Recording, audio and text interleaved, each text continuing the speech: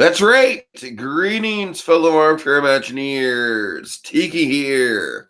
And Monkey. And tonight we are going to be covering part 2 of Monkey's ambitious epic Broadway adventure. Yep. Wow, that was like really well timed, even though we didn't rehearse that at all. How you doing, Monkey? How you doing? Doing okay. I'm doing all right. Post-trip depression. How's that going for you? It's probably I think it's worn off by now, at least. Whatever feelings there have been before.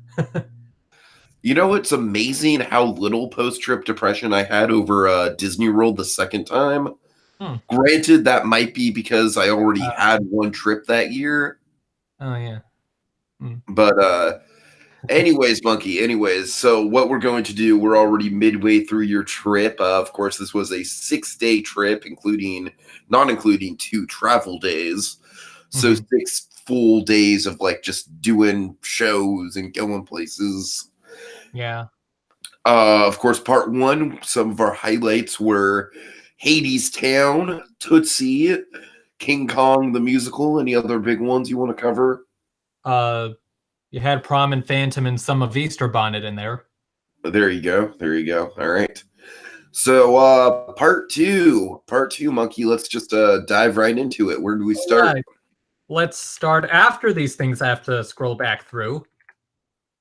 Start with our dear friend Adventure Blue Dude. Hi, how are you? So we were able to meet up on this day to see, this guy behind us, Mr. Captain America. Not in the play that he did last year, which I wish I could have seen, but on a movie screen for Avengers Endgame. And so it was kind of funny, because, you and I were more used to Evan with longer hair, so I didn't recognize him at first. Yeah. Oh, well, you didn't have to tell that to everyone. I'm sorry, Evan. You don't have to impersonate me either. Why are you doing this?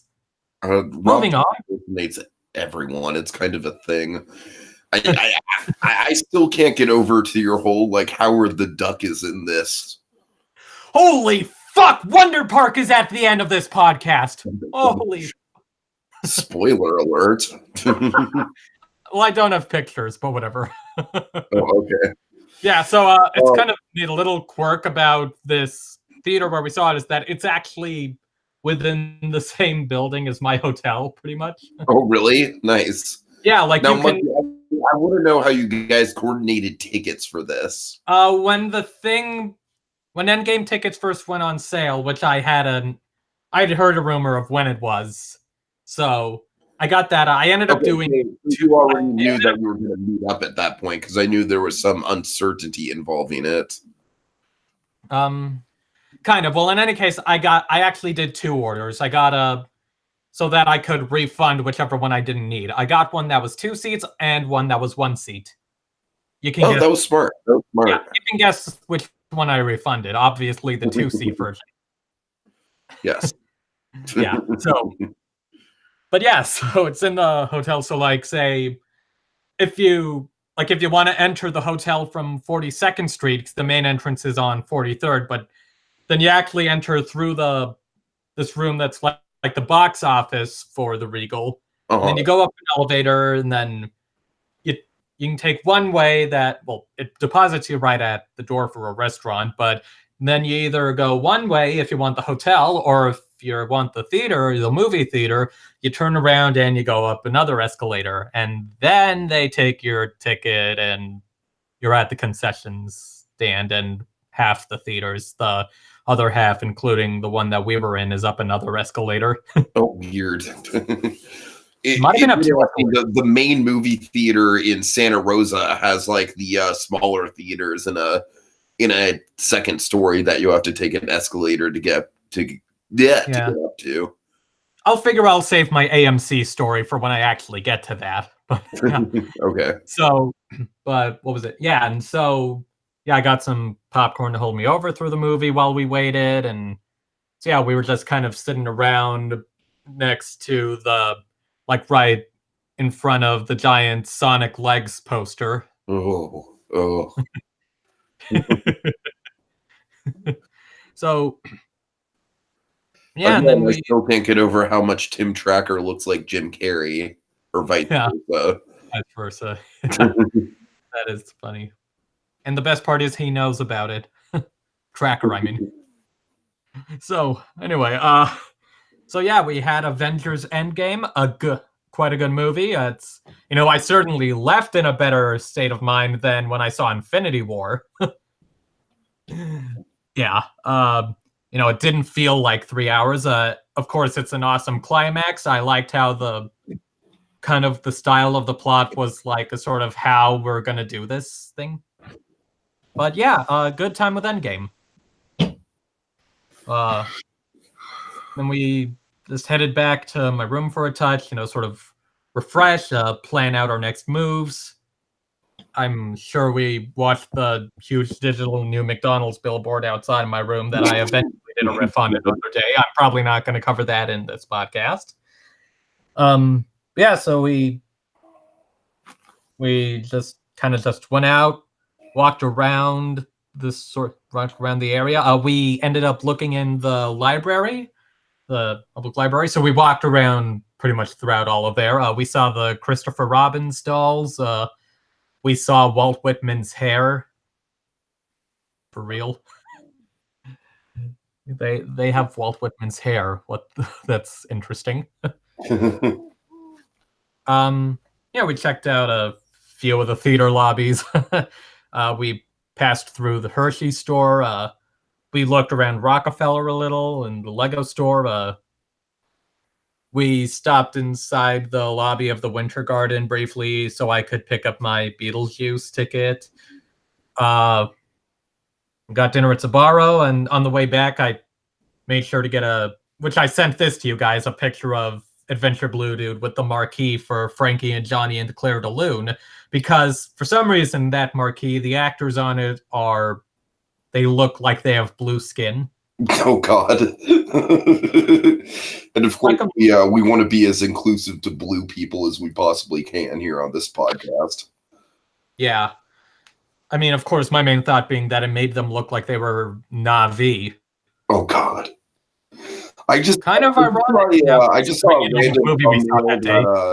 I saw a random thumbnail on YouTube that really made me laugh. It was Avatar 2 delayed until 2022, and then it's like, that one shot of Jake Sully just screaming, and then it's just like that, except it had like curse words like bleeped out. Yeah, there's a good. It was kind of cute. Anyways, go ahead. Yeah, there's some funny bit on YouTube. It's the same joke as something I sent you guys, but where it's like Sandy chasing after Patrick and SpongeBob and like lassoing Patrick, like, to beat him up or something. And it's like Sandy is Endgame, Patrick is Titanic, and SpongeBob is Avatar. Yeah. Honestly, I won't lie. I would have probably seen the movie again by now if I didn't want to be like, oh, maybe just have my first thoughts for the podcast. Oh, God. It's good. It's good. I mean, I'm sure it'll still be around. Oh, yeah, I'm sure it will be. Yeah. It's funny. It would be like the first MCU film that's not a sequel to Guardians or Ant-Man that I've seen more than once in the theater. Huh, really? Yeah. I'm also, on films I've seen more than once. Honestly, it's not as many as you would think. Well, nowadays I typically see MCU movies like for the channel, once to put them in, and then once just in. Well, I'm saying I rewatch them for the freaking podcast, Monkey. I'm saying that second viewing is like specifically for the podcast. Well, yeah. Anyway, so yeah, yeah, maybe it's just because we were around Times Square more on this day. This may have been the most I was in the Times Square area. This day had the most occurrences of me smelling pot. Oh, nice. Yeah. Wait, was it 420? No. Oh, it wasn't. It wasn't April 20th. No, this was Okay. like almost a week after. Although Gotcha. Okay. on 420, I was in the show that has Bally High. Oh God. And they sold some enchanted brownies. Did they really sell some enchanted brownies? Was that That's really what they called them. Oh dear God. Oh God. I'm sorry. That's great. I love that. That's adorable.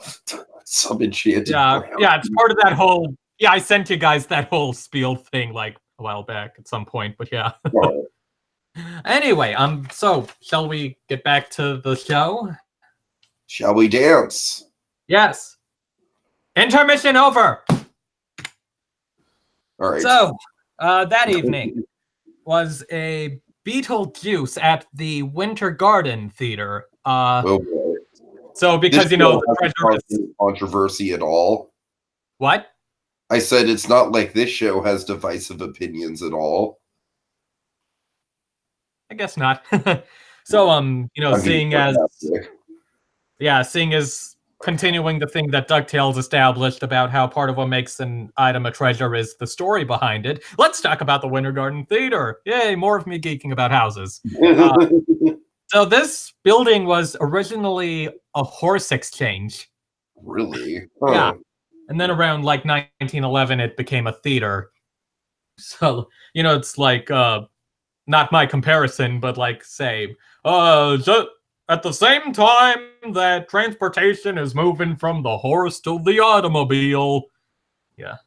So I know, like, was it like Al Jolson performed here? It had the original productions of stuff like Peter Pan, West Side Story, Mame, Mamma Mia had most of its run here. And of course, the original Broadway Cats was here. Yeah, all 18 years were here. Although I'm still waiting for that damn trailer, man. I want to see how the hell they pull that thing off. What thing? The trailer for the movie Cats. Oh, there's a trailer now? No. I'm saying I'm waiting for one. Oh, yeah, I anticipate that movie.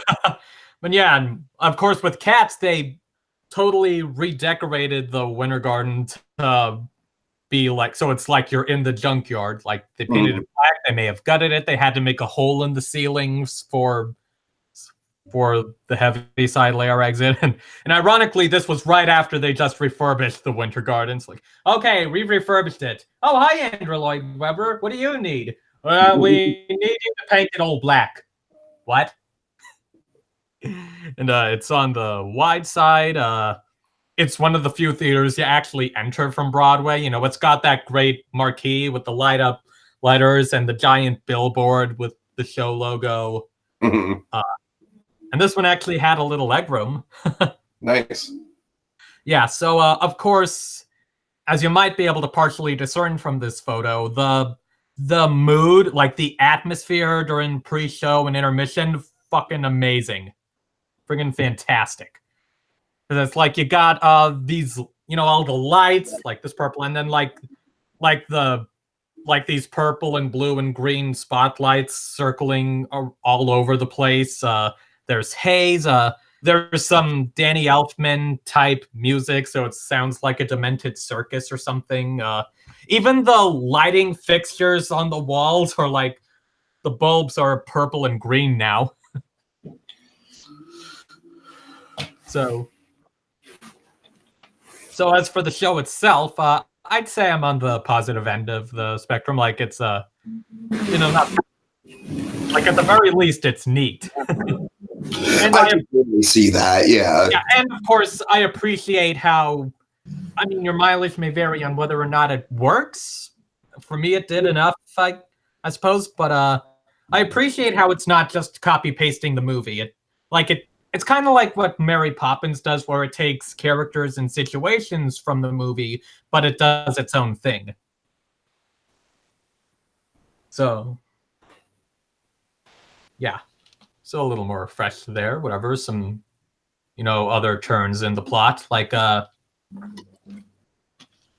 say, what's a prime example? Is like so there's, in the movie, there's maybe like one throwaway line saying that Lydia's mother is dead, or that Catherine inherits her stepmother. And yeah, in the show, like the dead mom is more of a plot point, more of an arc for Lydia thing, like a motivation for her. Let's see. Speaking of Lydia, Sophia Ann Caruso, who plays her, she is my vote to win the Tony for Best Leading Actress in a Musical this year. So, that said, why the hell was she not even nominated?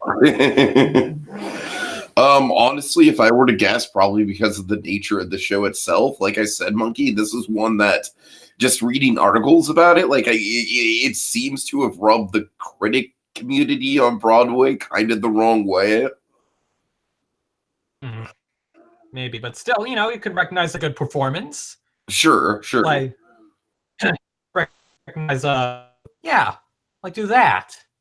Like, you could do that. It feels kind of like when the Lego Movie was snubbed for Best Animated nomination. That's what I'm saying, Monkey. I'm not saying that it's not a good performance. You know what I mean? I'm just saying it's the politics of the situation. On the other hand, they didn't make SpongeBob. You know what's interesting, Monkey, is of course, folks who've listened to me talk about theater before know that my least favorite theater show that I've ever seen is Monkey. Yeah. Yep, the Addams Family. I really didn't care for it. That one got under my skin a little bit, honestly. I was just like, why is Uncle singing about the moon, Monkey? Why? This one made... Why is that a goddamn plot point? It bugged the hell. It's so fucking pretentious. It's so pretentious. It's like, I'm sorry, mini rant here. It's like, god damn it. It's like, it thinks it's being all poetic, like, oh, Uncle Fester's gonna have this like big heartfelt ballad and it's gonna be all symbolic, like Uncle Fester's in love with this like metaphorical thing that he can't really obtain. And I'm just watching this and I'm just like, it's fucking Addams Family. Yeah, I don't think Beetle goes that far.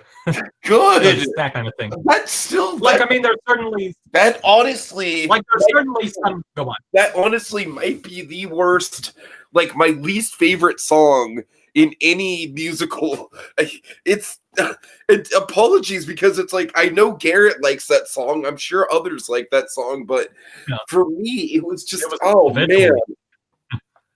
Yeah, I mean, there is, as far as like, I don't know, this one does have stuff with like, say, difficulties that Lydia and her father have in the wake of the mom dying, which kind of, I gotta say, I was kind of reminded of Bumblebee, like, that death, or now that I think about it, Searching also comes to mind. God, if Beetle Hughes popped up in Searching. How would that work? Would it be like a maybe I don't know. Maybe it turns out he was at a situation where maybe he's the guy who's trolling on Instagram, and it turns out he was at a Bieber concert. Well, I was more thinking it could be like an Unfriended situation where it's like he literally possesses laptop. I'm kind of surprised he didn't do any Skype ghost stuff in this show.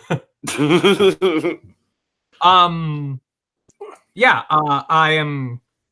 I'm curious to know like how the tour for this would adjust to not having trapdoors, because mainly just because like say there's a trapdoor is used for the Maitland's death. Like there's some stuff with people rising up from or down below the pit. Like there's a little elevator in there, which and there's a great gag with it during bows, which I won't give away.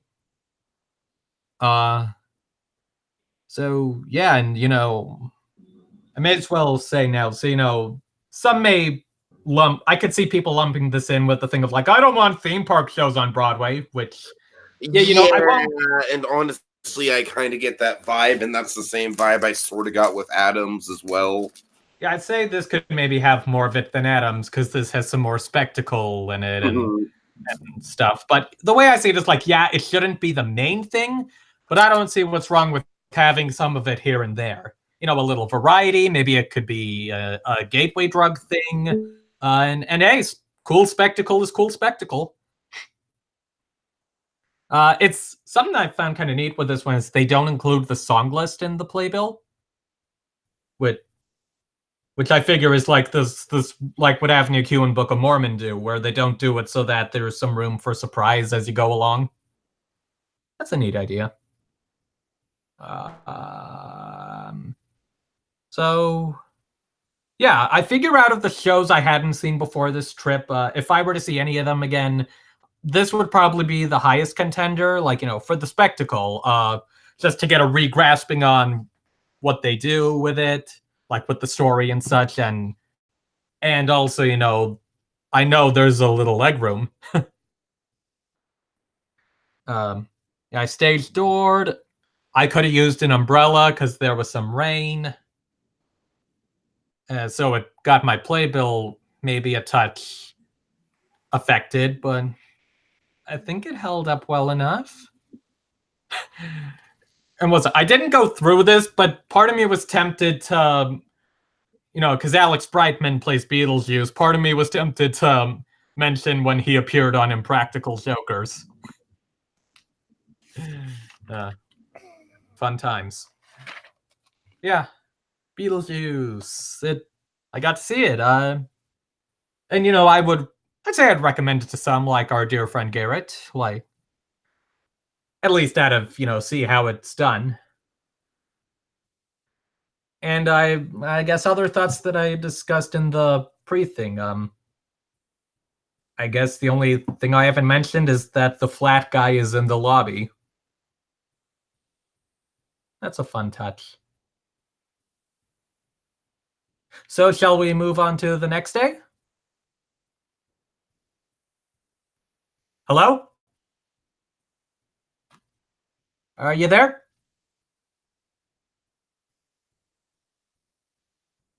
One sec, folks. You still there?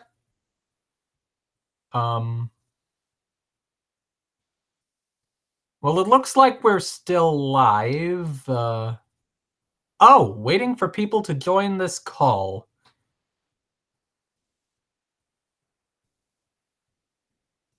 So, oh, you there? Hello? Hello. Hey, sorry about that. I don't know why my computer just randomly decided, like, no, Hangouts isn't going to work anymore. Anyways. Well, I don't think I said Beetlejuice's name 3 times in a row, so there goes one option. Okay, so shall we move on to the next day? Yeah, the last thing I was hearing was you worrying about getting your playbill wet in the rain or something like that. Sorry. Yeah, I'm hoping that whatever me talking about things is still picked up on air to the viewers. Oh, I guarantee you it will be. Okay, so I know from past experience. yeah. Sounds familiar. So the next day, Saturday morning, I ended up not doing Gulliver's Gate. Like, I figure, you know, maybe save a little money or whatever and such, and maybe it'll still be there. Like, right, between that and the pin, yeah, like between, if I had to sacrifice that or pinball, you know, you can guess which one played more to my interests. Sure. Also, just want to note, so apparently that week, I think it was the Saturday matinee, the Saturday matinee of King Kong, they had to stop the show in Act 1 due to technical difficulties, so the rest of that performance was canceled. Ooh. Looks like I dodged a bullet, huh? Yeah. Unfortunately, Monkey, I'm sorry. King Kong I did not dodge a bullet. about sorry. I was trying to make a point. We were talking about theme park like productions, right? Yeah, like Disney or SpongeBob or Beetlejuice. Yeah, right. And I was making a point, like, I feel like King Kong is a great example of like a a theme park style production, like where it's honestly King Kong is a great example of something where it's like it's got so much spectacle to it that you wouldn't be able to do that in a typical theme park setting. You know what I mean? I It's like suppose. it's kind of like an elevated theme park experience. I guess my usual go-to thought for a theme park show is something like Aladdin at GCA, which is a relatively high bar. Aladdin, I mean, oddly enough, I've seen people like kind of like not so hot on Finding Nemo, and you know me, Monkey. I was blown away by Finding Nemo at Animal I Kingdom. guess I mean in terms of maybe it's just because I'm partial to puppets. the physical production, I mean. Right. Yeah. Also, the thought occurs, so Aladdin at DCA had the snake. Beetlejuice on Broadway has the sandworm. And the Broadway Aladdin does not have a giant snake. And from the lights of it, it appears that I'm sorry, you're not worried about spoilers for Aladdin, right? Was it not in the live action one? Yeah. No, I'm sorry. Are you worried about spoilers for it? No. Okay, well, basically, it looks like from the trailer, it looks like what they're doing is they're substituting Snake Jafar for a giant Iago. Cue the sound of my head landing on the desk. Yeah, it's really weird. It's ripping off Maleficent. Basically, yes. yes. Now you will deal with me, oh Prince Ali, and all the power. Yeah, you're right. Oh boy. Now I'm picturing Gilbert Godfrey playing Beetlejuice. Oh man. Anyways. Okay, so okay, so the actual show I saw for Saturday afternoon. Beginning Play. Did you set up Play Day? Yeah, Play Day, the day where I saw 2 straight plays. 2 straight plays with 2 really intriguing lead actors. Oh yeah. Right. Well, I'm sorry, I'm not even sure if they're leads, but regardless. Yeah. At least, nominated for. You got some nominations for leading, but hey, it's still cool. You know what? Above the title billing. Yeah, sure. They're billed above the title. Fair enough. Yeah, let's hide the screen share thing and enlarge that thing and pause the thing. So, this is Burn This at the Hudson Theatre. It's funny, the Hudson Theatre is, actually an older theater. Like I think it might be a touch older than the Lyceum Theater, which is, of course, the oldest continuously operating theater. But the Hudson was not a legitimate Broadway house it was not being used as that for a huge chunk of time. And then a couple of years ago, it came back. It came back into use and brought the total of Broadway theaters up to 41. And it was funny. I think they had been planning to do this production. They had been planning to do Burn This earlier, but it was going to have Jake Gyllenhaal, and his schedule didn't work out. So this one happened instead. It's certainly a good-looking theater. It's pretty. The bar has, or whatever, lobby bar. It's like you enter a room, and that, which also connects to a hotel, but whatever. You enter the room, and then you enter, a bigger room with the box office and maybe merchandise, and then you enter another room which has the bar and some neat Tiffany stuff in there. It was cool. There were a couple screens above and next to the doors to the auditorium that had like time-lapse videos of them renovating the theater. So yeah, and it's a nice one. It's to steal someone else's description, small but tall. Yeah, that's what it looks like. See. Yeah, because would you believe this theater doesn't this theater doesn't hit 1,000 seats. It's in the 900s or something. Well, that's what I heard. I remember you saying something like that, and I'm surprised seeing this picture. It kind of caught me off guard. I'm like, oh wow, it almost kind of looks like the Hyperion or something, the way it's laid out. Yeah, like a smaller version of the Hyperion. Exactly. Yeah. Yeah. I mean, like, hell, like Hadestown's theater is 3 levels, but I could see that one being under 1,000. And also, its 3rd level is only 2 random rows up at the ceiling. So right. That's so random. Honestly, I would sit up in those 2 rows just for the novelty of it. I'm ready for the top hats. Yeah. So. Oh yeah, what was it? Like sitting. What was my story for this? Oh my god! I don't think I mentioned this in the pre-trip podcast. Hold on. I just want to make an analogy really quick with those random roads. It's like sitting inside the wagons at the wagon wheel camp at Knott's Berry Farm. It's like technically they're not the best seats, but it's like it's the gimmick of it. You know what I mean? What the hell? Anyway, I think for a period of time it wasn't even being used for seating, like just for equipment or whatever. What, the wagons? No, the balcony of the. Oh, okay. Sorry. Yeah, right. Yeah. Okay. What was it? It's funny. Kind of whenever I think of this theory, the Hudson, I just think of that song from Freakazoid, The Huntsman. So I'm like, it's the Hudson into action. Okay, anyway, I think Dragon's Freakazoid senses just went off. Like, egad, someone just referenced Freakazoid on the podcast. First Cranston and now this? Oh, God. Yeah, so, what's crazy, I don't think I mentioned this on the pre-trip one, but when I got my ticket for this, I accidentally got, like, the wrong day. Not just the wrong day, but, like, a month too early. Oh, shit. Yeah, I was able to exchange it, of course, but... Yeah. And they had a nice spot for this. I was, row K? So, yeah, on the close side. Mm-hmm. Like 10 or 11 rows back.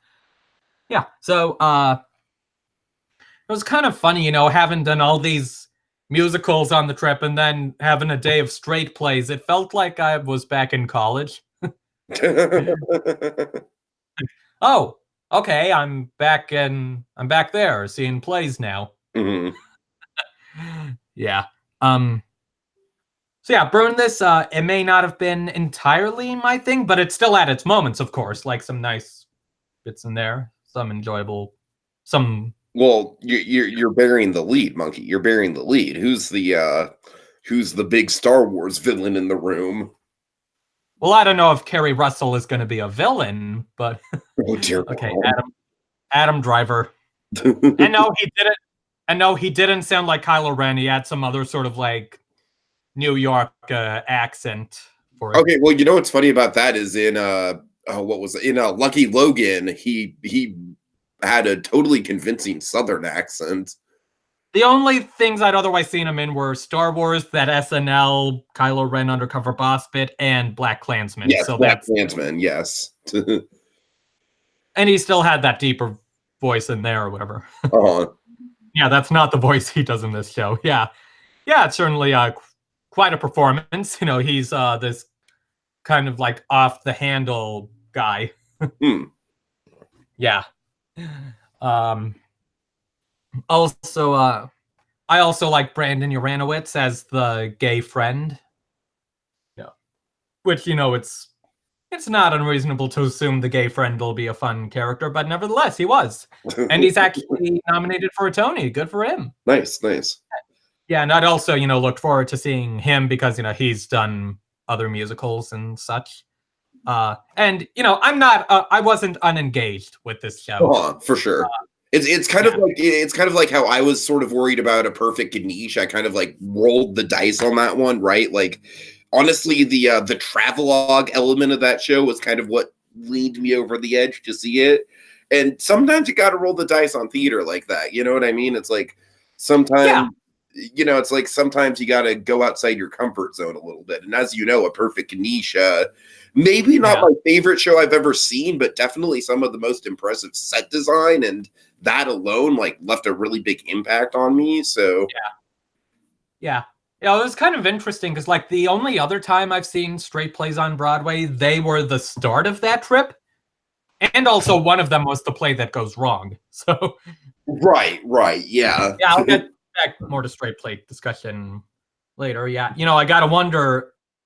I do wonder how this show played in the '80s because that's when it's from. That's when it was originally from, and it deals with gay people, or gay people are a part of the story. So I wonder how.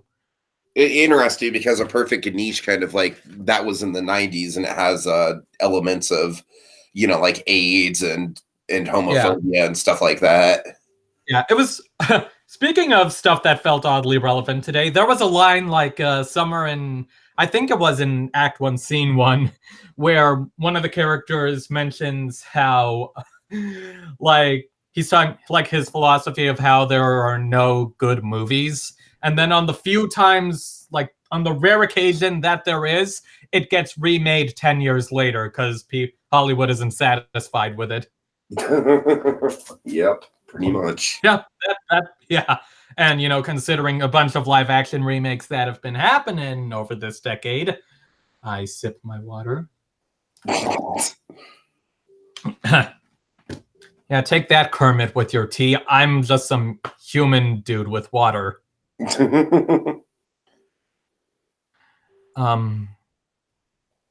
Yeah. So, also, and yeah, and of course, like I said, the show may not entirely be the stuff I'm normally into. That's fact. Yeah, like, yeah. This also had perhaps my favorite collective audience moment. It was a good audience. There were the laugh lines got laughs and a few gasps here and there. So there's this one moment where, do you want me to walk you through the moment or just kind of say what the whole thing is? So, whatever's the more concise way to do it. okay, so I guess I meant which one first. So it's a moment where Adam Driver steps out onto the fire escape. Okay. So, it's kind of towards the end of the scene. He's the only one on stage. He's in like a drunk, sad mood. And the back of the set is this big window it's like you got the skyline outside. There are some grates in it that you can open up. So he goes over, opens one of the grates, steps onto the windowsill, and as he's stepping onto there, there's this big collective gasp from the audience because everyone in that theater, everyone in that theater is thinking, "Oh God, he's gonna kill himself. He's gonna jump out the window." And so, yeah, and then the jump, but it's more like he just hops down onto the fire escape, which is like stage level, and then the audience laughs at themselves. Nice. Yeah, it's like you forget, even though you see like the steps going up to the next fire escape off to the side, it's you forget that there's a fire escape there. So like that moment when he just lands. Yeah.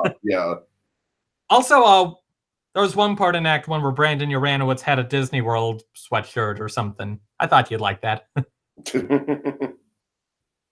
Yeah. So, so that show happened. The actors, as I predicted, did not come out the stage door, and I opted not to come back that night.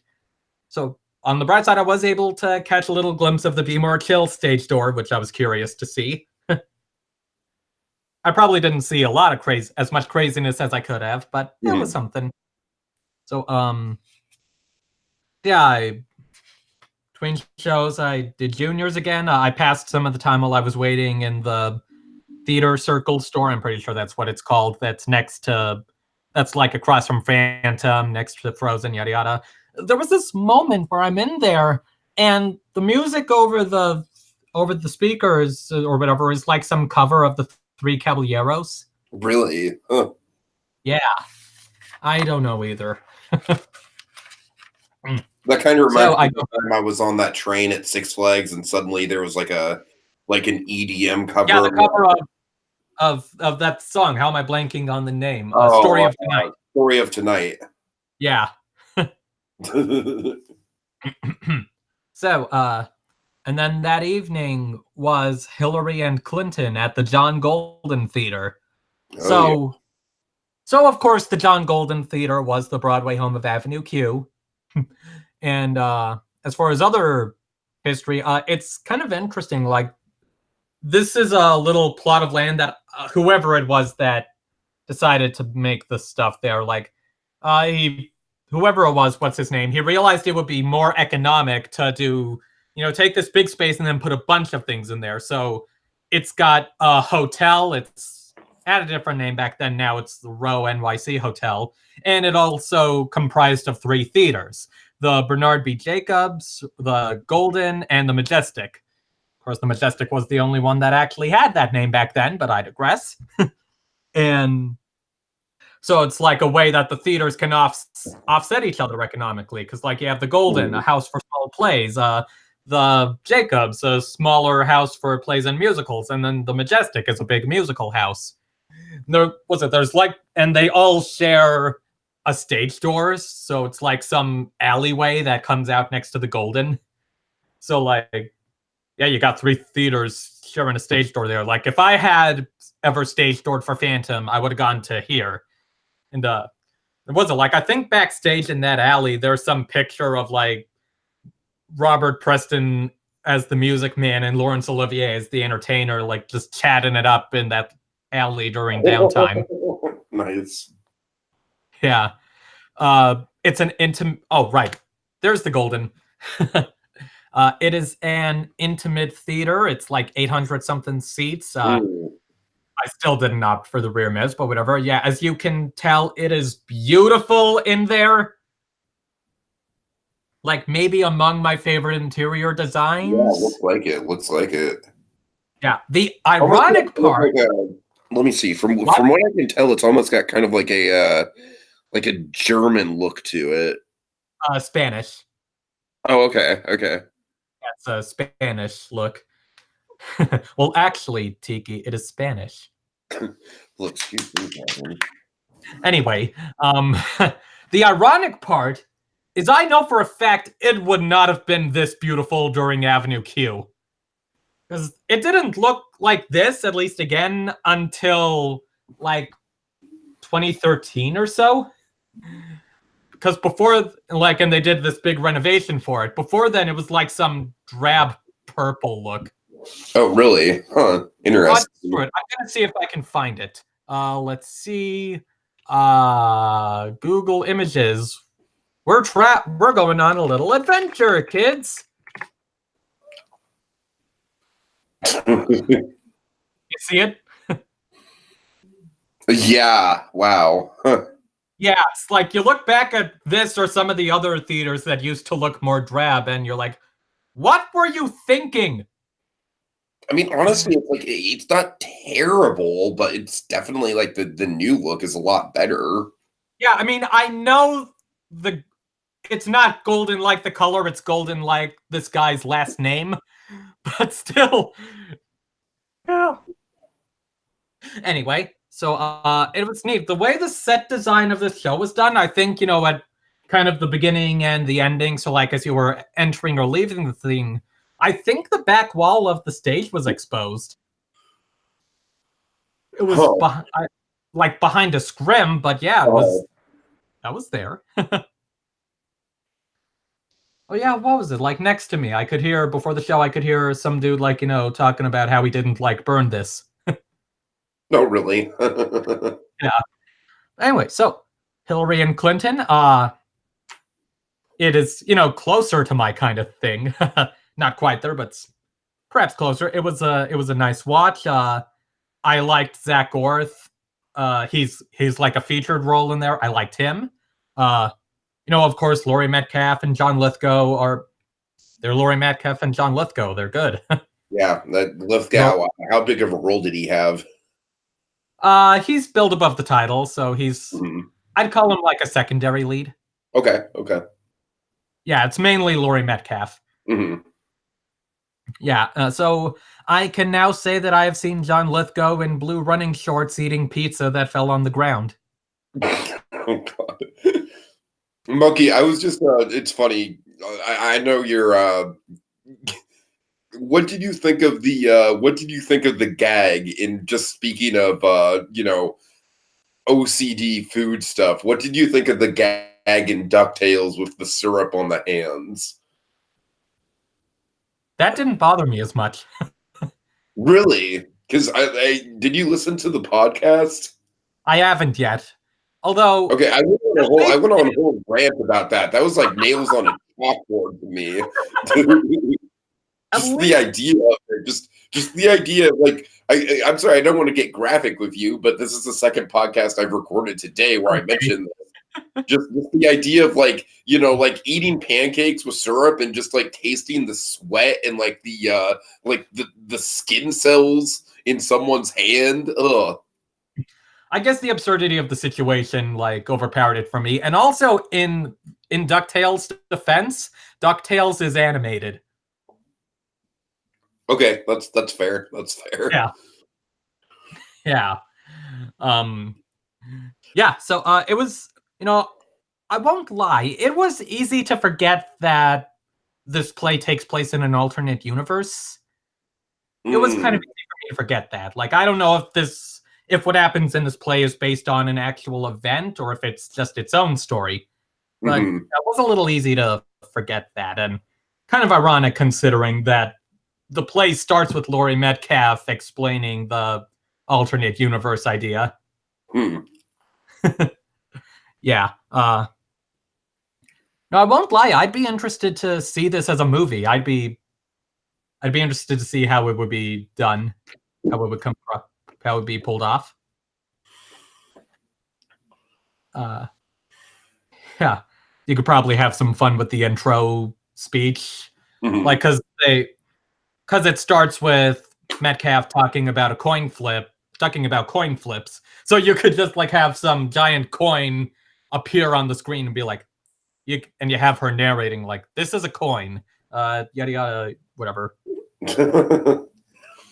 Honestly, it's the type of thing that that Adam, shit, who's the guy?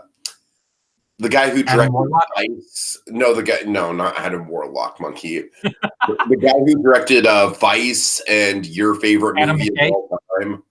Yeah, Adam McKay, right? Yeah, Adam McKay, the guy who. What was that movie? Your favorite movie of all time?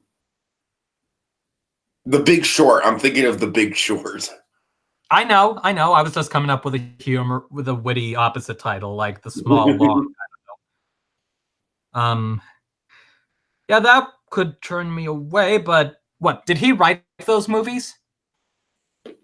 I honestly think so, but I'm just saying it, like, especially. Well, at least I know this wasn't written by him. So.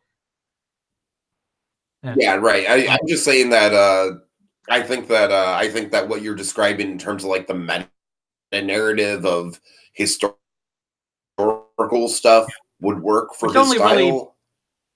They only really do that at the beginning and the end, really, but more so the beginning. Yeah. What was I thinking of? Granted, any sort of like political intrigue stuff, like Aaron Sorkin is like right up my alley when it comes to that. Well, he wrote this season's To Kill a Mockingbird on Broadway.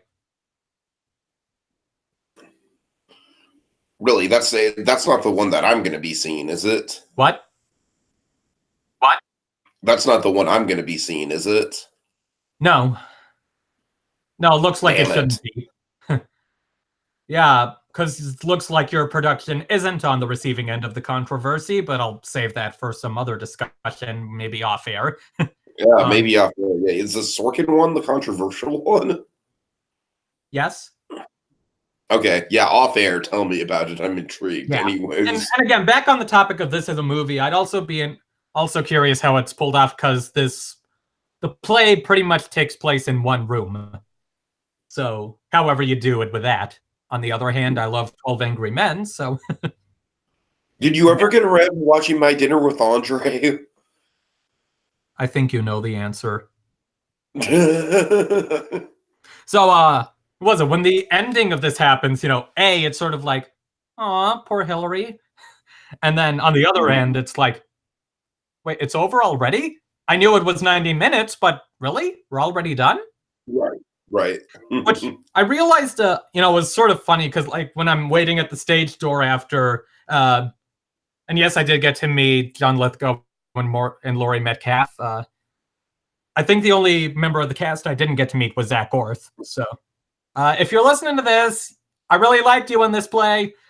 So yeah, I'm standing out there, and I have the thought of like, wow, so there's still a ton of other shows that are still going on right now, like on this street alone. Like, what else is a one act? Come From Away, and then people are walking by a little bit at one point, and like, oh, they probably saw Come From Away, and then I look at their playbills, like, oh, Gary, right? That's a one. Excuse me, that's also a one act. Mhm. And there's this beautiful irony, come to think of it. So right now, that on that side of George Abbott Way with the four theaters right next to each other. So from left to right, you got Gary, Come From Away, The Ferryman, and Hillary and Clinton. The Ferryman is the only one that's not a one act. So like I'm guessing Gary's 90 minutes, Come From Away is like 100. You get the idea. Yeah. And not only that, but The Ferryman is like 3.25 hours long. Oh, wow. It might be a 3-act. Yeah, I already talked about the quirk with the stage door. It was interesting. It looked like they had 2 different playbill covers for this show. And, like, I guess they would be handed out at random. So, like, one with either Laurie Metcalf or John Lithgow. Uh-huh. I got the one with Metcalf, which feels good. It feels like a decent one to have, since she's the main character. Sure. Yeah. So as far as straight plays I've seen on Broadway go, I feel like, excluding The Play That Goes Wrong, I'd rank them from the one from favorite to least favorite as Significant Other, then Hillary and Clinton, and then Burn This. Okay. Which, honestly, not that surprising considering how they relate to whatever my niches are. Yeah. And then, of course, Play That Goes Wrong isn't the same kind of straight play. Like, yeah, Play That Goes Wrong is like its own sort of beast. This big slapstick comedy thing, and not something that I'd be as likely to see in a university. Right, exactly. Yeah. So, I guess that's it for Hillary and Clinton, so yay, I got to the room earlier than usual. And, yeah, the John Golden Theater, yay! So, Sunday morning, I had a little time before the first show of that day, so I checked out the AMC that's right across from the Regal entrance. And yeah, that one is neat because it's like, it used to be a Broadway theater. I think they moved it down the street a little, but it used to be a theater. And so like, you enter whatever little room first, and then you enter the main lobby, and that main lobby is the theater. Like, they took out the seats, of course, but it's still got the proscenium and some murals up there, and it's got escalators that go through the proscenium. Huh. So, like, say you get your tickets or whatever, then you take an escalator up into the proscenium, then you take another escalator or 2 up that are just sort of in their own little halls, and then you're at the ticket takers. And then, which I managed to do, you could just bypass that and go back down pretty much the same way, except the elevator you take out of the proscenium is higher up. And I noticed walking through here, a reason I chose to see Endgame at the Regal instead was because I'd heard, like, the AMC wasn't as in good condition. And even just walking around without even passing the ticket taker, yeah, the Regal was already in better condition. Yeah. And that day I got lunch at Five Guys, as kind of per tradition that I've, played with a little, like, I've amended if need be at times. But yeah, I tend to get Five Guys, like, before Q on those last days. Or, no, it's like I tend to have it before the last show of a trip. and like I said, I play around with that sometimes, so Yeah. flexibility point. So then the next show, the final Broadway production of the trip, Kiss Me Kate, at Studio 54. Yeah, the Studio 54. It was originally an opera house, and then it became a disco nightclub, of course. And there's a documentary on Netflix about that I still need to see. And then it wasn't being used, but then another theater had a construction act. But then the theater where the cabaret revival was got affected by a construction accident. So like, oh crap, we need to move this play. We need to move this production that's been so successful. Oh, hey, Studio 54 is open. Let's take that. We'll put it in there. And hey, now we have a new theater for the Roundabout Company. Yay! There's a cool... It's cool when you first enter the building. So it's like, there's a room with like... I think it had a few pamphlet stands in there, and it has this big disco balls, so that had a cool look on the ceiling with the lights going around. And then you go into a hallway that has the box office, and it looks like Gringotts. And you have another room with merchandise, and then you're in the auditorium. I had some legroom at this one, which was ironic considering I've like the horror stories I've heard about the rear mezzanine here. Huh, interesting. Like even the picture, I've even seen like a picture or two that looks like the rear mezz here has absolutely no legroom. Uh-huh. Like maybe it even has less legroom than at Hadestown, maybe. And also, like the Hudson, I don't remember if I forgot to mention this, but yeah, the ushers actually announced people like, okay, the show started in like 5 minutes, so now's time to turn your phones off and whatnot. What was it? It's interesting with this theater. Pretty, ain't it? Like, look at that dome with the stars. Oh, yeah, totally. I was wondering when you were going to get to that. Yeah, so this theater doesn't really have boxes, and it doesn't have an orchestra pit. So I guess unless it's an onstage band or a straight play, the orchestra is like set up on like these platforms where the band would be. Huh, okay. Yeah. Kind of curtained off. I'm not gonna search for a picture of that. Oh, yeah. Yeah. So yeah, that's neat. And it was kind of funny with this show. They were supposedly the orchestra for the show within the show. Like Will Chase would they would actually call the conductor by name. Also, side note, I had the associate conductor or the secondary conductor. If it had been the regular conductor, it would have been the guy who did like the... I don't remember if it was musical arrangements or something like that for Mary Poppins Returns. Oh, well. So, also, interesting note, this, like, I don't know, some couple or whoever, like, came in late, like, during the second scene during scene 2, which may have taken me out of the thing for a moment. I mean, sure, this one had legroom, but not enough that you wouldn't have to stand up. What? Oh, I just made a Spider-Man 2 joke. What's his name? The Bruce Campbell cameo in Spider-Man 2. That's what I always think of when I'm like running. Monkey, I swear to God, this isn't a joke. That's literally what I think of whenever I'm running late to a show. I'm like, oh God, Bruce Campbell's going to be mad at me. I'm going to spoil the illusion. Think of it, Hillary and Clinton didn't do late seating. And was it at Burn This, if you stepped out during the performance, like they wouldn't let you back in unless it was like intermission. Was I've been hearing lately, I guess, a couple stories of people who like try to leave to use the restroom after the second to last Act 1 song in Hadestown, and then it's like, oh crap, there's another song, gotta get back. Room there, wow. But yeah, so yeah, that kind of took out of it a little, and they didn't even come back for Act 2. Oh, really? Wow. Yeah. Anyway, so Kiss Me Kate. I was honest. Oh wait, before I get to that, so of course, whenever it was I got this, I wanted to make sure I had a decent enough seat.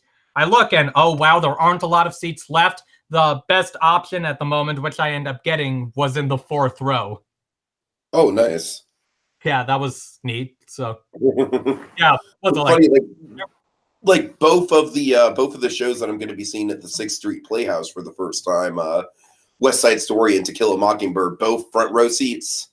Oh wow, that should be Yeah. neat. Like wow, Yeah. that's just meant to be interesting with some of the stuff in West Side, like the ending of Yeah, that I'm one. looking forward to West Side in particular for front row for sure. But yeah, so what's it like? There was this point where it's like somewhere in the middle of Act 1, during the song Tom, Dick, or Harry. So like after that, I could tell one of the guys his face was drenched in sweat.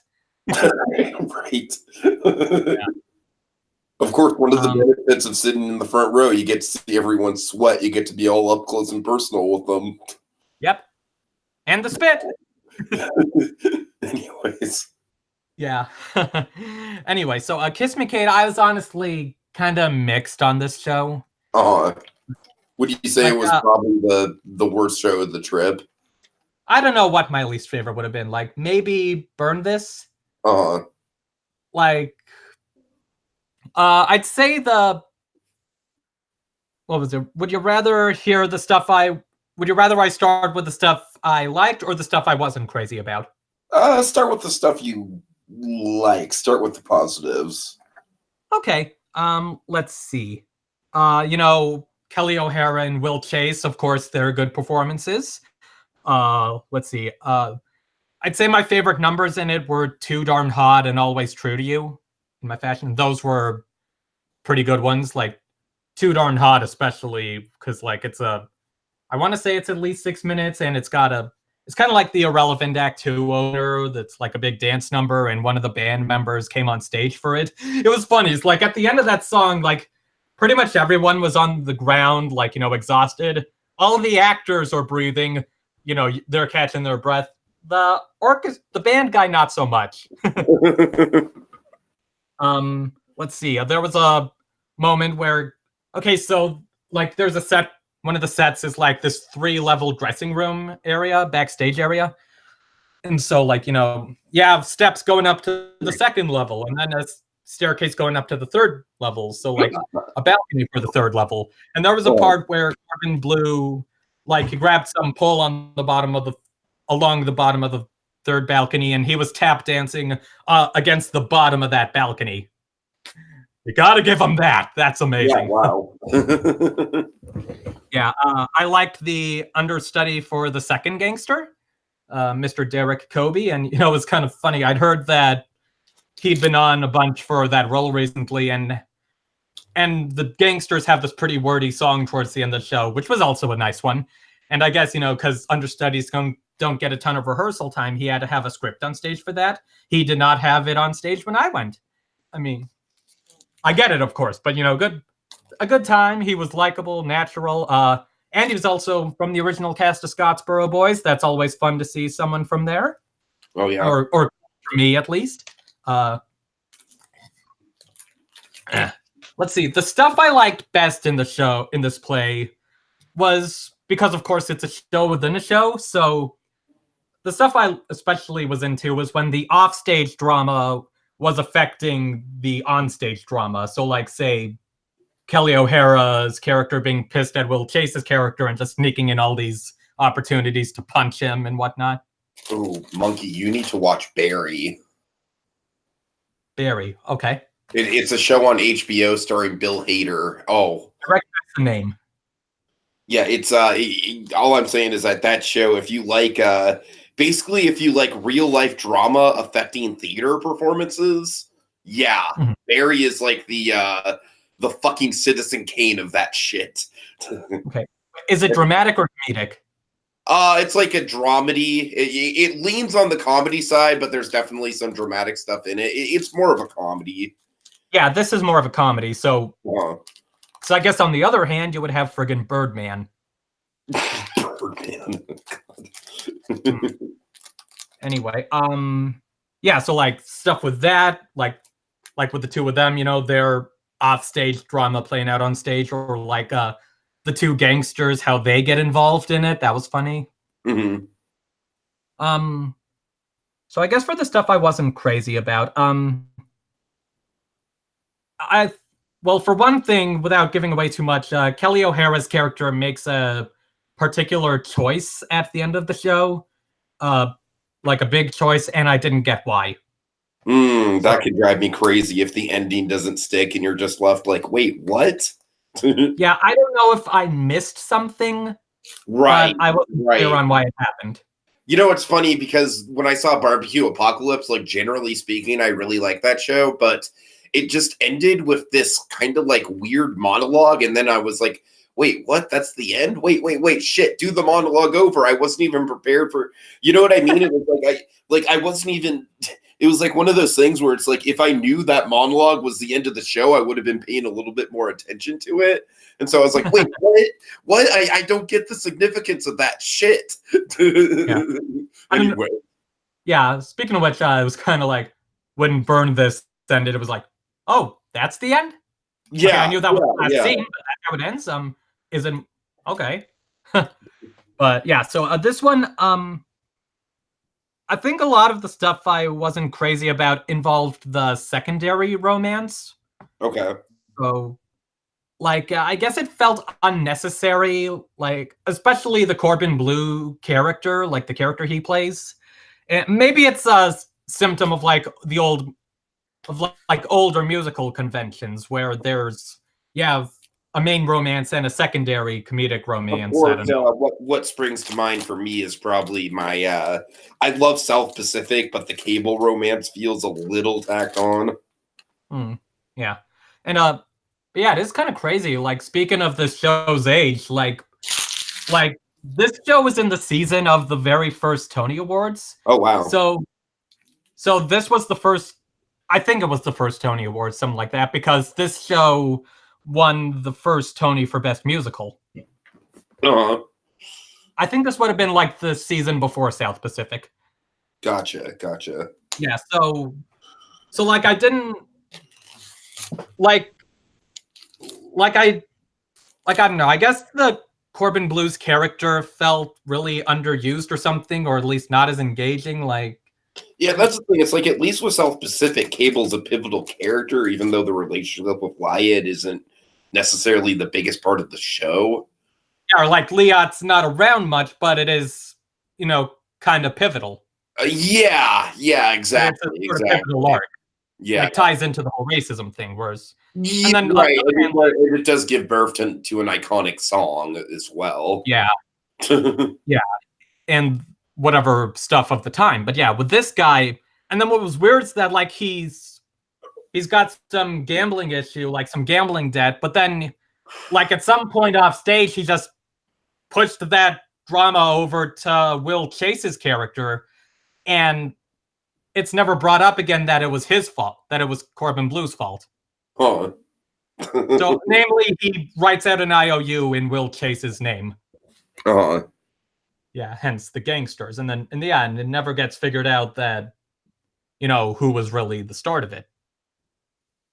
And yeah, I didn't really see much of a resolution or like much of a arc with him. And also, like, I guess on another note, it is sort of weird at first when they actually start up the show within a show, because it feels kind of like they leave the plot behind to do this show, to do the show within a show. Right. And then, of course, then eventually the offstage drama leaks in, and then, okay, here's some good stuff. Now we're going.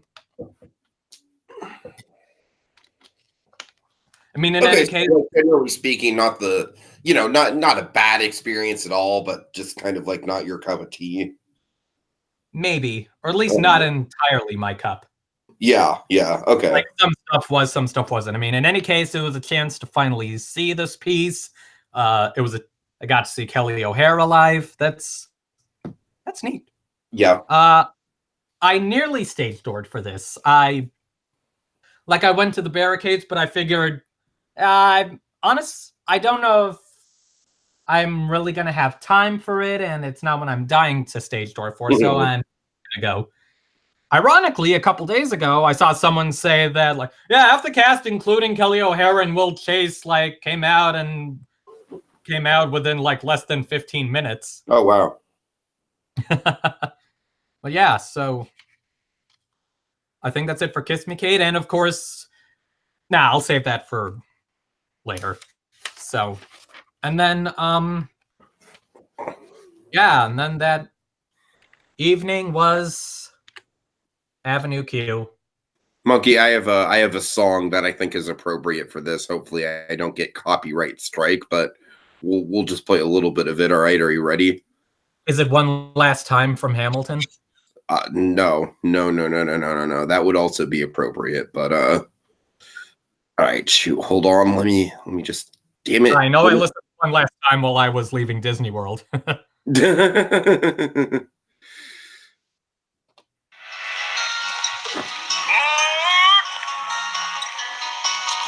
Oh! Why did I not think of that again? First Muppet visit at Disney World, and now this! God damn! Such a hard thing to say. Wondering why it's time for saying goodbye. God dang it, me. Not a great Muppet movie, but easily one of the best Muppet songs. And it's the Manhattan one, so fitting. I don't remember if I thought to think of I don't remember if I thought to think of the Froggish Stay-In when I was up at the Empire State Building. Yeah. Should I bother mentioning any of the history of this theater? Because we've talked about this show. We've already gone over it. If people want to hear it, they can listen to our other Trip Report podcast. Okay. A couple bullets. Bang, it used to be one of the Madison Square Gardens. Bang, it's a bunch of theaters underground, off-Broadway theaters underground. Bang, it was a cinema at one point. All right. Yeah. It was funny. While I was waiting in the lobby, I could, because the play that goes wrong is Here Now, so I could see some of the characters from that doing whatever pre-show business. That was a funny surprise. It was crazy. The merchandise stand was just gone now. Huh. Interesting. Yeah. I don't think I cried, but there was a sadness throughout. Kind of like. Well, you want to set the context for last time. Huh? I said you want to set the context for this. Right. So. Yeah, I figure I set some context in the pre-trip, but I'll give a little one. I've been into Avenue Q for a long time, like practically 10 years now. And 2010 onward, I've gotten to see the show a bunch, like 8 times in total, 3 on tour, 5 in New York off Broadway. And this was my dream show. I wanted to do this production, but they announced a closing. So, yeah, looks like that ain't going to happen. I mean, at least I got to do the backstage tour once. Hallelujah. And what was it? This was going to be their final performance, but then they pushed it back 4 weeks. And no, I'm not the only. That would have really pissed me off. Yeah. And it seems I'm not the only one who was like that. Like other people there were like, I'm sure a lot of people that bought tickets for that show were in the same mindset as you were.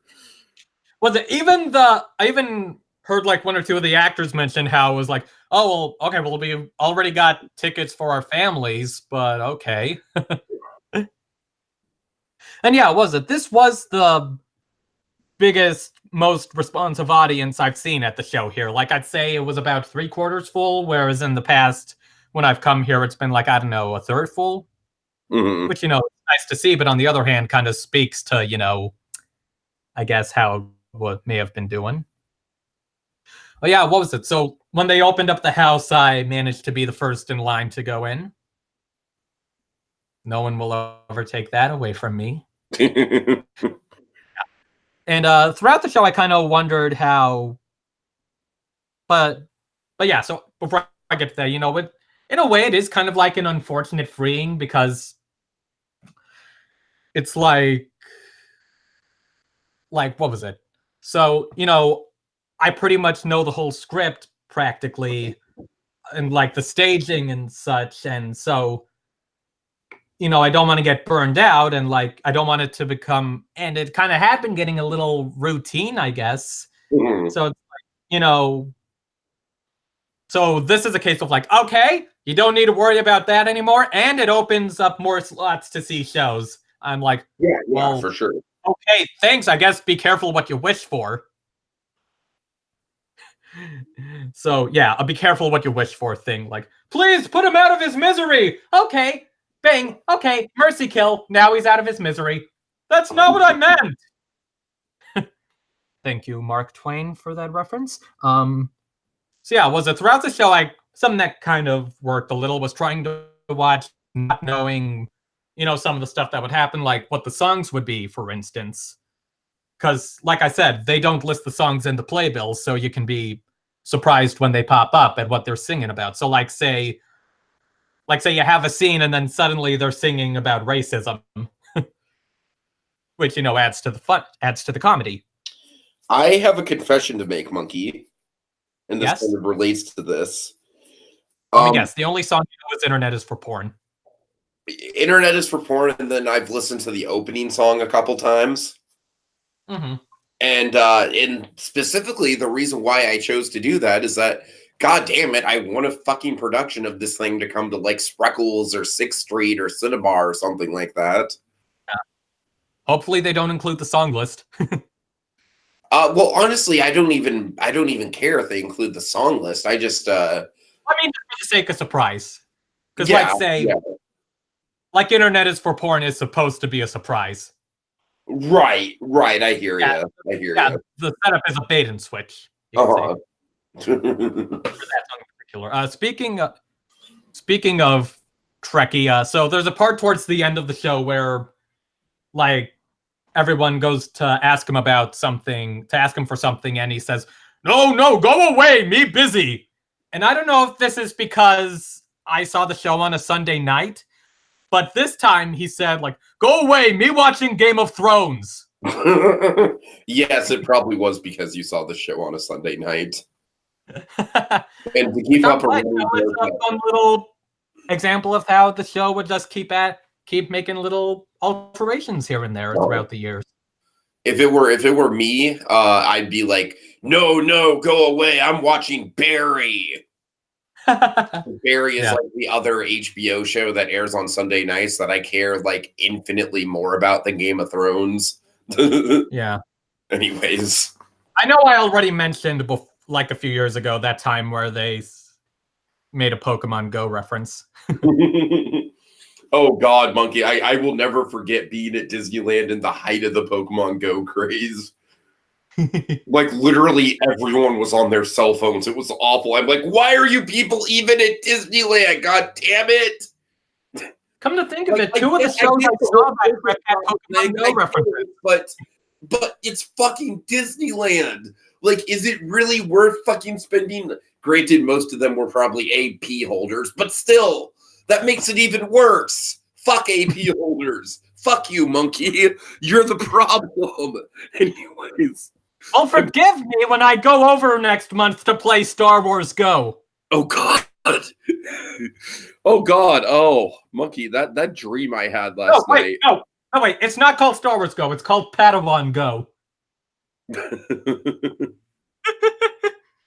Anyway. Just random tangent, folks. I had a dream last night that I got a special, like, I got to visit Galaxy's Edge early. And it was nothing more than like an elaborate department store. Oh yeah, you said that.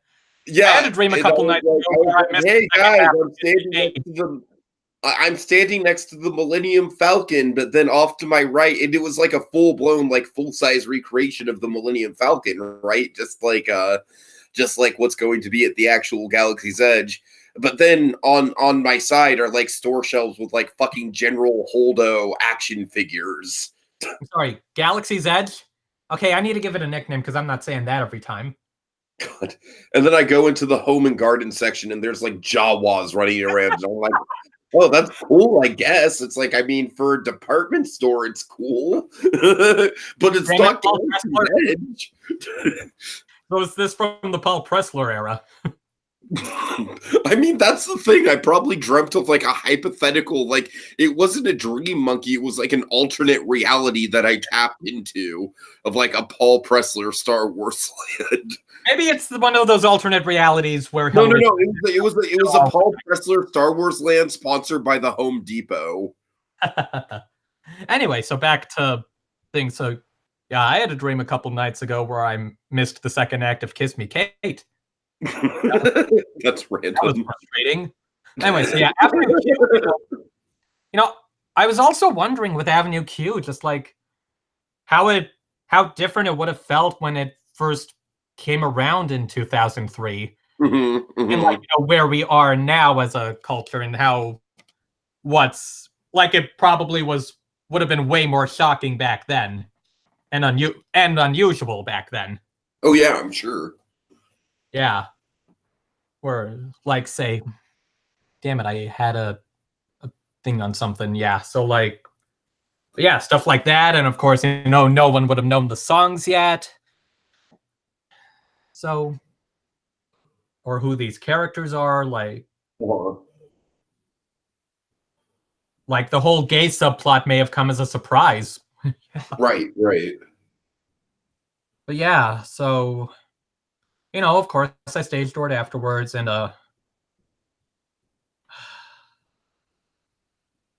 there's this. I guess I've been taking it well enough. And yeah, so there's this line like there's this video about the last lottery for Rent, and there's this, and I'm not super, my thoughts on Rent are all over the place, but there was this.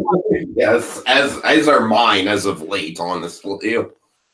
Yeah, there's something someone says about, and it's it's a line I do like, and it sort of applies here, is where they're like, it's gonna be weird, we've come to see this show every time we come here, and it's gonna be weird to not go to 42nd Street to the Nederlander Theater to see Rent. So yeah, it's probably gonna be weird for me to not go, like, head up 8th Avenue, take a left on 50th, and go to New World Stages for Avenue Q. Maybe someday I'll see one of the other shows they have there, but I don't know if that's likely. So, but yeah. And then and of course, you get the walk back. So because of the route, it's a chance to pass by much of the theater district, see the marquees and such. Yeah, of course, the guy who plays Brian, did recognize me again. So, yeah, passed. Nice. Let's see. This time, on the way back, I took a detour to visit Schmackery's, which is this kind of renowned cookie place there. I'd actually never been there before, so I got there for the first time. Yeah, 2-for-1 cookies deal. It was nice. I don't know if I'm exactly running back to it. Like maybe it was the sea salt I wasn't crazy about, but hey, I've done it. It was dessert for the night. I got dessert for the night. And, right. Yeah. So, yeah, it is kind of an unfortunate thought. I won't get to see the puppets perform there again. It's like I've said last time, it is so good to see them live. Of course, maybe I'll see them at the Smithsonian one day. I guess they're auctioning off parts of the set and props on eBay, and which of course I would love to do, but I don't know if I could afford it.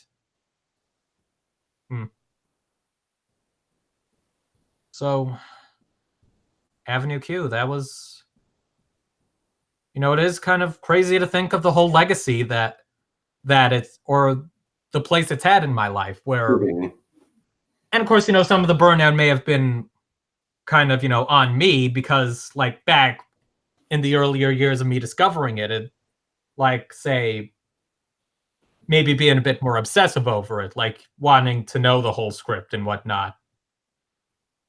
And, wanting to watch it as much as possible, listening to it, whatever, yada, yada. But here we are now, and it's a show that I'm sure has had an impact on my life and such. Like I have kind of still been wondering if it is indeed my top show, but at the very least, it's still in whatever the top 4 is. And it sounds like at the very least it might be your sentimental favorite as well. That sounds like a good description of it, yeah. Yeah. Yeah, because I'd say that top 4 would be like Avenue Q, Chicago, Urinetown, and The Great Comet. Like, Sure. all shows that have had different meanings to me, I guess, throughout their introductions. Well, I was going to say I'm kind of surprised that Urinetown made it in there, but that was your first show, right? The first musical I performed in. Yeah, so I can see. That show is totally up. That kind of show is up my alley. Like, God, I love that script. Yeah, of course. That show is genius. I'm not partial to it. Huh? I said I'm not quite as partial. You know what? Honestly, I think the reason I'm not quite as partial to Urinetown is I feel like the premise of Urinetown just makes me physically uncomfortable just to think about. I remember. Yeah, I remember. So yeah, you get Avenue Q, one of those gateways things that I was into, and helped influence some of my philosophies or whatever. And like Chicago, that came in at an important moment in my acting career or acting life at a pivotal moment. And then Urinetown, also the same thing, and of course, definitely my niche. And The Great Comet, which was a surprise game changer. Yeah, just a big experience for sure. Yeah, but Avenue Q is still in there. It's still quite a show. Mm. Still a good one. All right. And I gotta still love that cathartic ending. Like they say, it's only for now. Everything in life is only for now. And next day was leaving. I considered getting some Sbarro before I left, but I kind of didn't want to leave the hotel premises. So yeah, I checked out, got to the airport. I got some famous Famiglia pizza at the airport for lunch. The employee who took my order was kind of rude. So like I guess, yeah, you're right or something. Like I guess I wasn't ready enough for his liking. It's like I was like, oh, are you ready? Yeah, like. Okay, can I have a slice of cheese, please? And then he walks away like, gosh. What? Yeah. Jesus, what an ass. Yeah.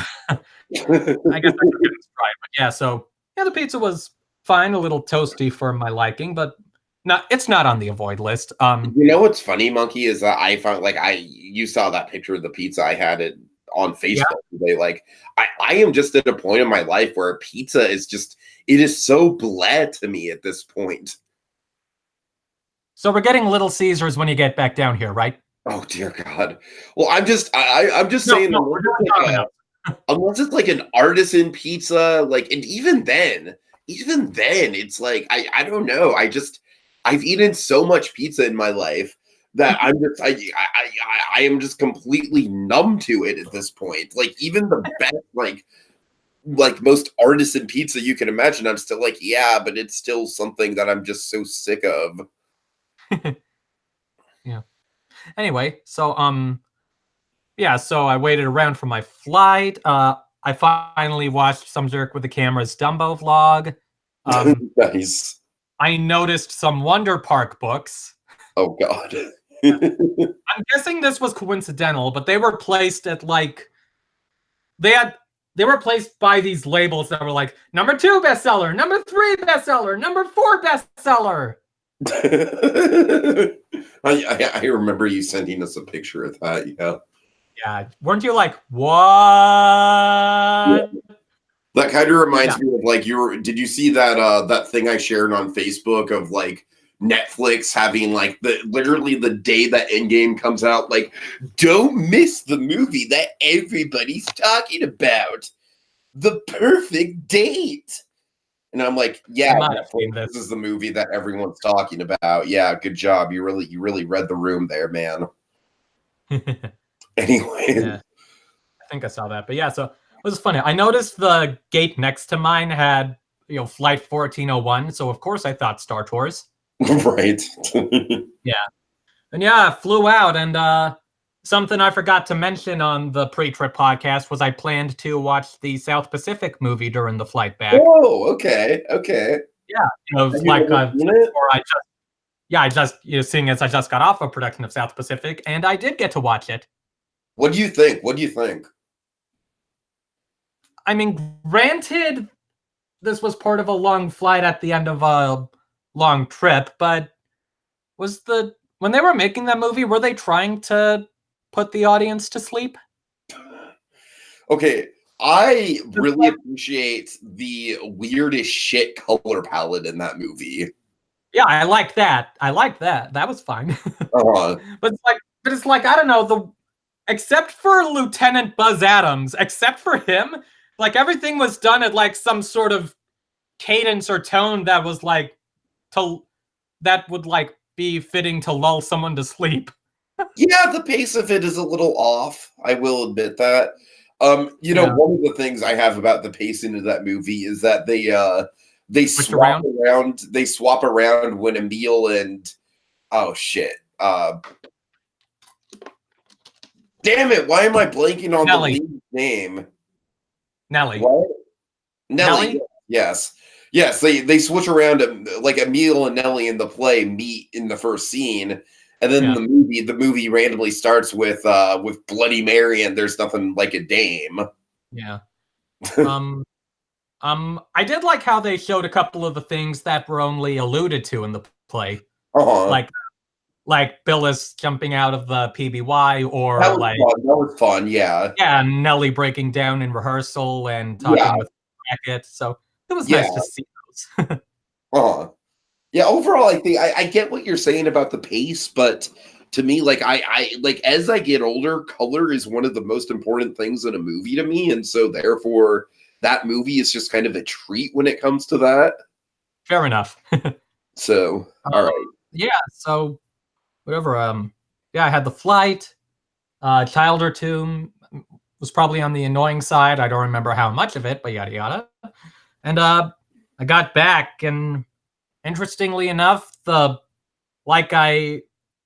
was at the same gate that I flew out on. Nice. Like in LA, of course. I mean, so yeah. Yeah. Broadway trip. All right. And no snafus getting back to your house or anything? Not really, no. Okay.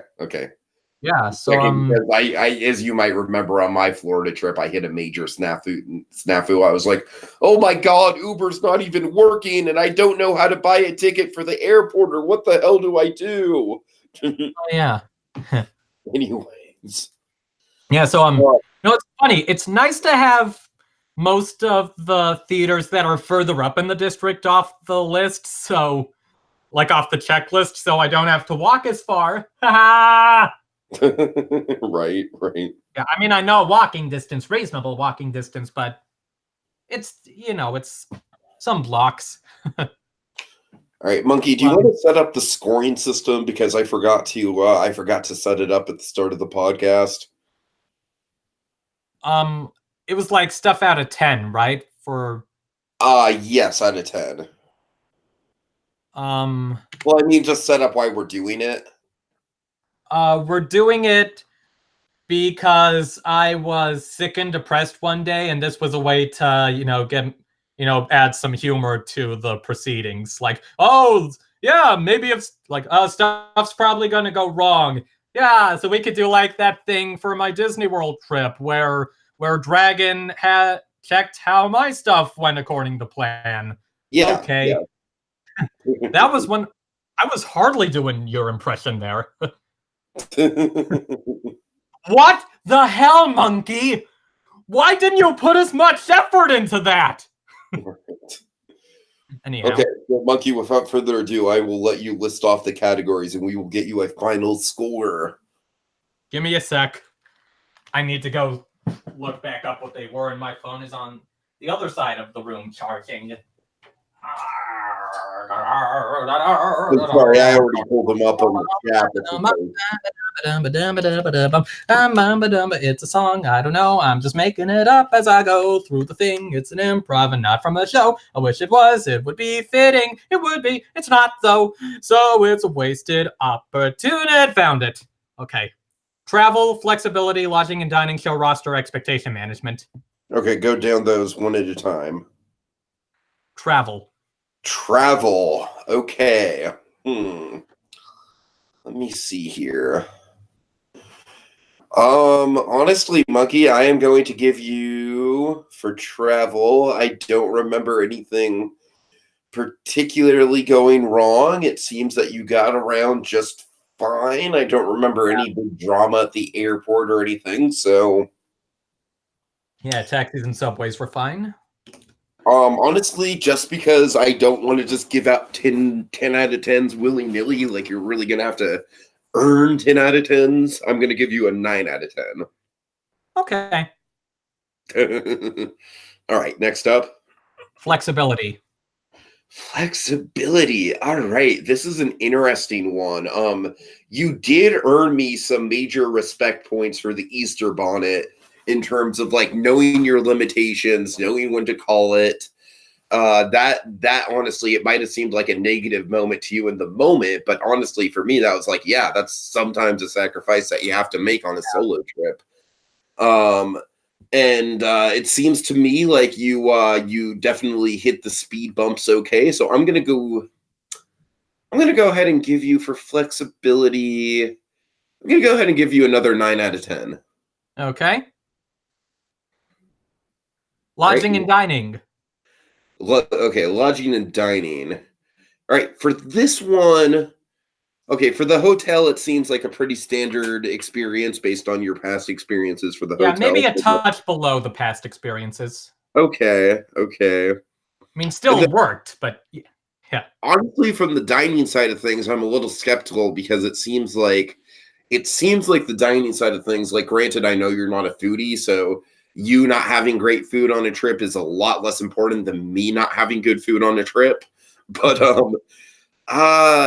honestly, I have to admit, Monkey, that experience with the rude guy at the airport kind of tips the scales. Like it would be an 8. This would be an 8 out of 10, but I'm gonna tip the scales down to a 7 out of 10 just because of that rude guy. Gosh. Like that seems like a super negative experience. And right at the end of your trip, too. I mean, I think I was able to laugh it off, but yeah. Right, but that's what really pisses me off is that it's like right at the end of your trip. It's like that's not the best. Like that's like literally one of the last New Yorkers you're interacting with before you fly home. God. At least it was only one. Right. Okay. So next category. Show roster. Okay.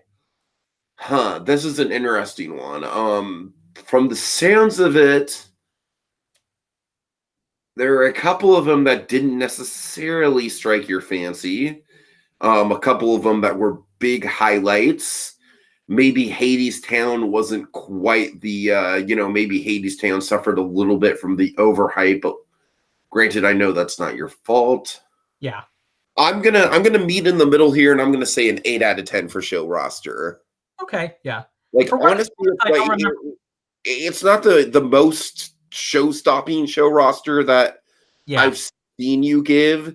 And honestly, I think Garrett's show roster from his trip a year or two ago kind of takes the cake in terms of show rosters that I've seen on a trip. Yeah. But yeah.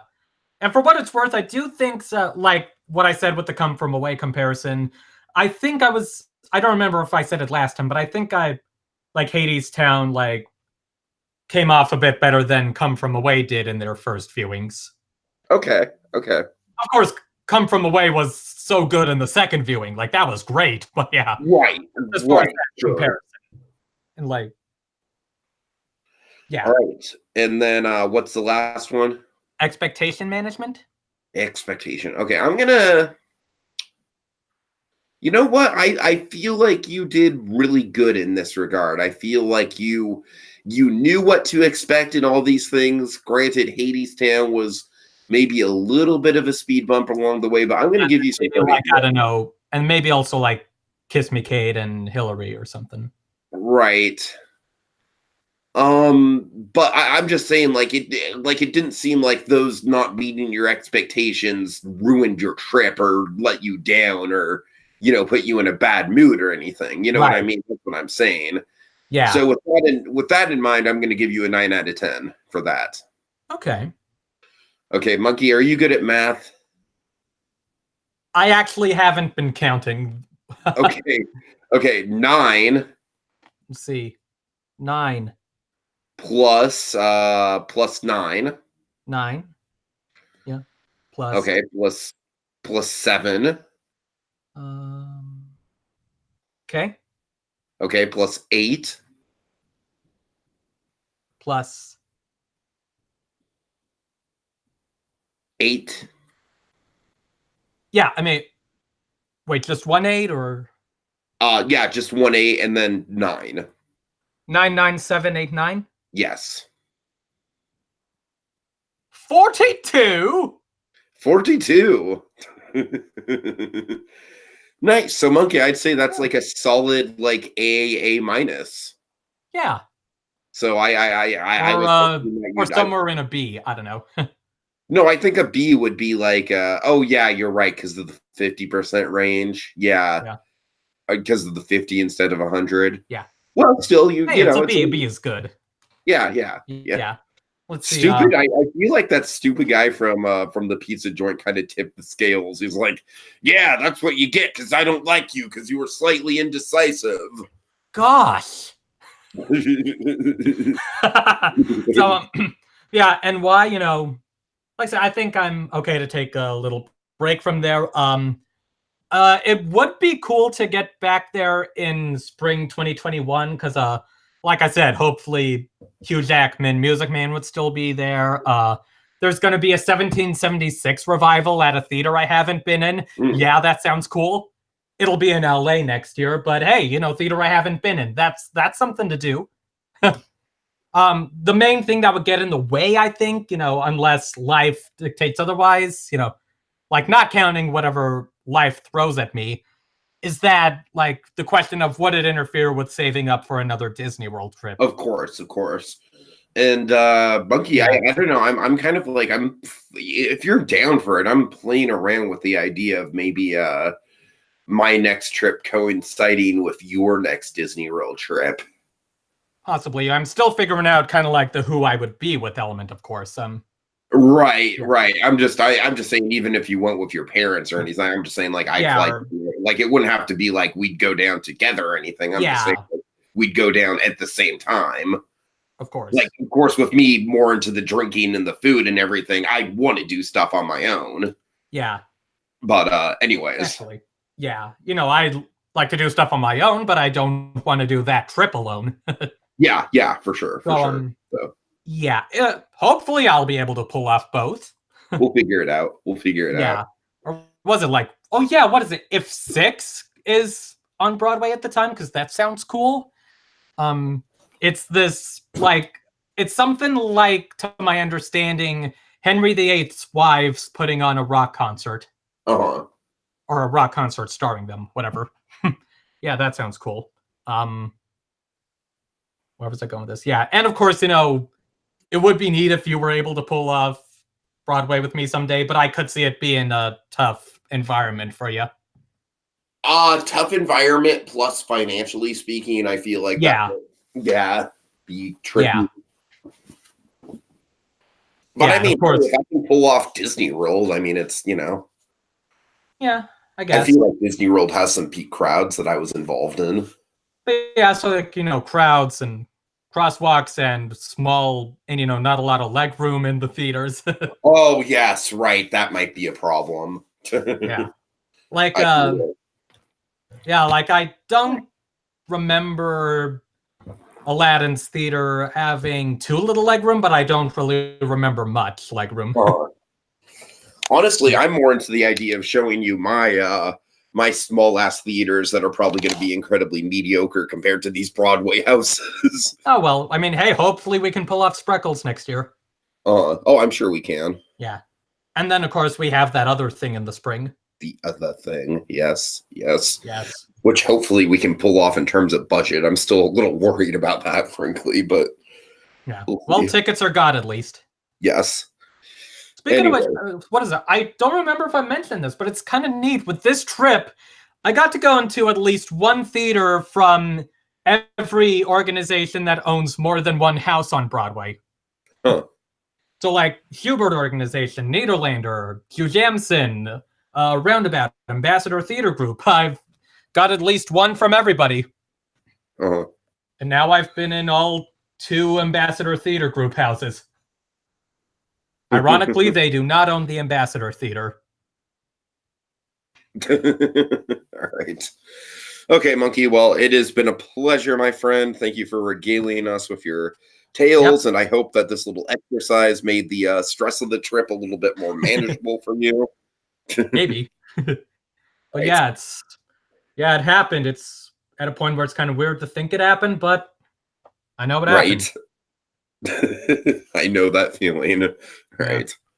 Okay. All right. Thanks for joining us, folks. Have a good night. Go